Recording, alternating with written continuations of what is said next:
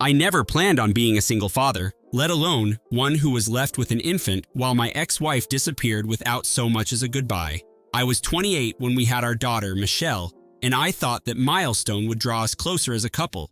Instead, it drove Melanie away. She seemed distant during the pregnancy, but I convinced myself she was overwhelmed. I remember the night she left with horrifying clarity. I walked into the nursery at 3 in the morning to soothe Michelle, who was crying, and Melanie was nowhere to be found. The closet door hung open, some of her clothes missing. She never even left a note. My mind raced with panic, but I had a baby who needed me, and I had no time to dwell on the question of why a mother would abandon her child.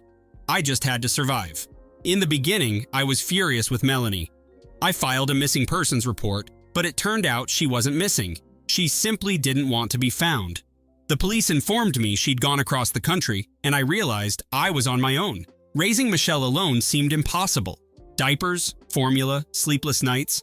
I had no idea how to handle all of it. My parents stepped in for a while, letting me crash in their spare bedroom until I got my bearings.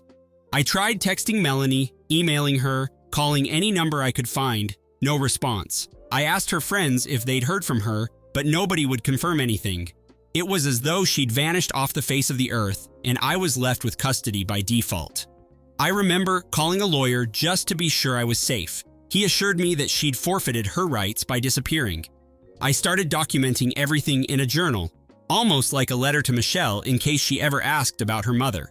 I recorded how I struggled with midnight feedings, how I debated which pediatrician to choose, and how every choice felt like a high-stakes exam.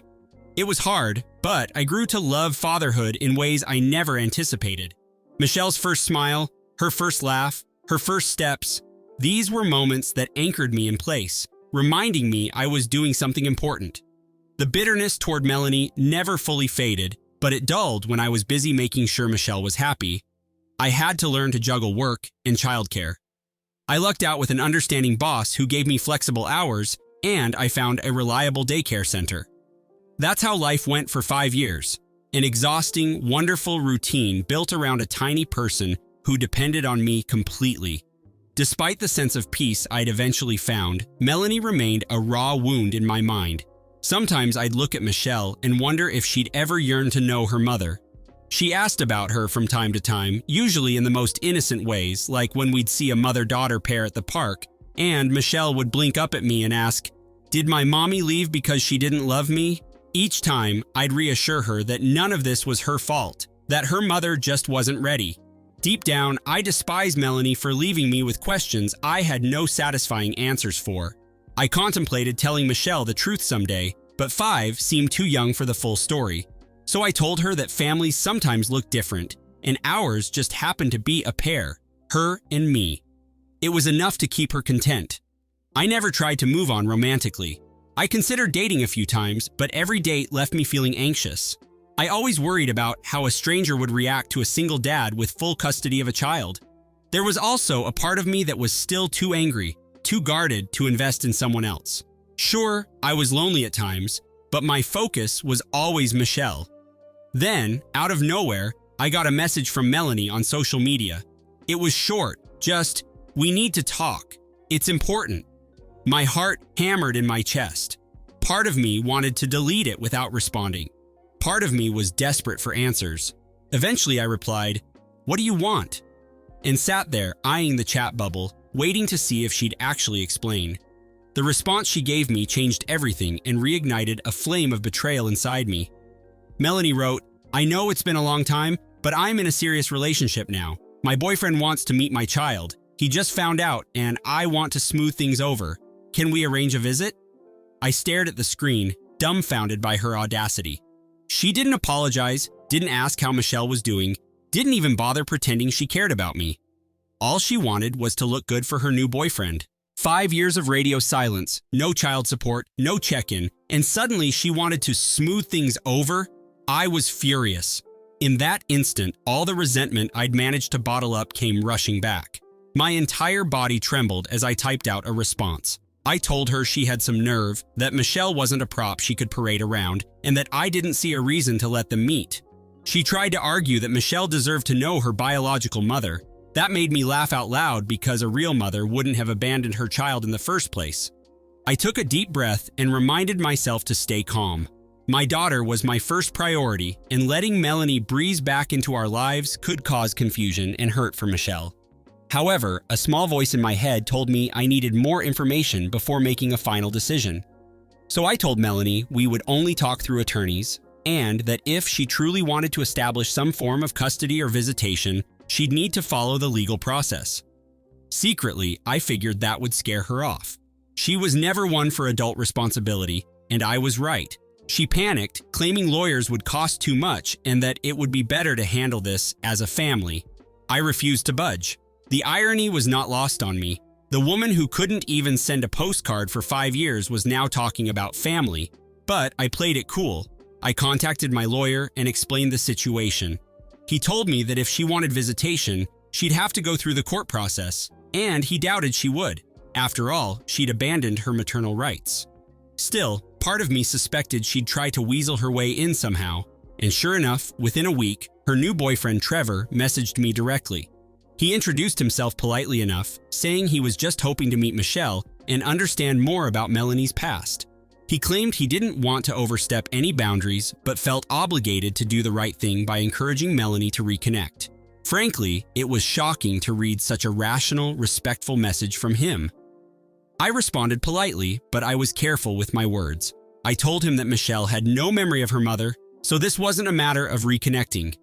It was introducing a complete stranger to my daughter. I clarified that Melanie made zero effort to be a parent. He apologized repeatedly. He said he'd only recently learned that Melanie had a child, and he was appalled by her decision to leave. He didn't defend her, but he did ask if there was any chance I'd consider letting Michelle know who her mother was. There was a sincerity in his tone that made me pause. I told him I'd think about it, but only if Melanie approached this the right way, via the courts and through a sincere attempt to build a relationship, not just a quick meet and greet for show. He agreed that was fair. I expected him to vanish, but he didn't. He called me a few days later, and we ended up talking for nearly an hour. Trevor said he'd been dating Melanie for about a year. He admitted he was considering proposing to her, but discovered an old picture of Michelle on Melanie's phone. When he confronted her, she confessed to having a child but downplayed the details. She claimed I was controlling and that she had to leave for her own well-being. She painted herself as a victim and insisted that I was an abusive partner who threatened to take the baby if she stayed. Trevor sounded conflicted, and I could sense he wasn't entirely sure whom to believe. I recounted my side of the story, including how she left without warning and never offered any financial or emotional support. He listened, then said he needed time to process. I told him to do whatever he felt was right. A week later, my lawyer called me to inform me that Melanie was indeed filing for visitation rights. He said it was the flimsiest petition he'd ever seen. She'd provided no explanation for her absence, no evidence she'd tried to contact us in 5 years. Still, legally, she was Michelle's mother, so we had to follow the procedure. I felt like my life was turning upside down again. Michelle was happy and stable, and I dreaded the idea of her mother walking in and out of her life on a whim. But I followed my lawyer's advice, submitted all my documentation, and prepared for a fight. Meanwhile, Melanie started texting me directly again, insisting we could settle this outside of court if I just allowed her to visit. She swore her intentions were genuine and that I was being cruel by denying Michelle a mother. I saw through her manipulation. This was never about genuine remorse. It was about making herself look better to Trevor. So I stuck to my guns. I insisted everything go through legal channels. I hadn't forgotten the chaos she put me through, and I refused to let her do it again. The court date finally arrived, and Melanie showed up looking polished, with Trevor at her side. She tried to act remorseful, telling the judge she had experienced postpartum depression, that she was overwhelmed, and that she regretted her decision to flee. I felt my blood boil listening to her excuses. I'd lived with the consequences of her choices every single day, yet she'd simply gone off to start a new life. The judge listened, asked for evidence of her claims, and I gave a detailed account of her complete absence and failure to provide support. Trevor watched it all quietly. The judge gave a cautious ruling. Melanie could have a supervised visit once a week for 3 months, provided she paid child support going forward. If she stuck to the schedule and demonstrated genuine interest, future visitation could be considered. I wasn't thrilled, but it was better than her waltzing in freely. Melanie looked rattled. Trevor, however, approached me afterward, apologizing again for the situation. He said he believed in giving Melanie a chance to redeem herself. Part of me understood he was in love and he wanted to think the best of the woman he planned to marry. But I had no mercy left for Melanie. She had made her bed years ago. Now she had to lie in it. I decided then that I wouldn't stand in her way if she truly wanted to be a parent, but I wouldn't let her off easy either. At the first supervised visit, Melanie was awkward and stiff around Michelle. My daughter is usually pretty outgoing, but she turned shy when Melanie tried to hug her. Michelle asked me if this was her real mommy, and I said yes, but she didn't have to hug her or do anything that made her uncomfortable. Melanie kept glancing at Trevor, who stood off to the side, his expression unreadable. After that visit, Melanie cornered me as we walked out. She demanded I be more supportive, that I encourage Michelle to open up. I told her respect can't be forced and that she had no right to bark orders after being absent for 5 years. We parted ways on a tense note. Trevor texted me later, saying he was sorry for Melanie's behavior. He was beginning to see that her version of events might not align with reality. I told him plainly that it didn't. In the weeks that followed, Melanie showed up late to several visits.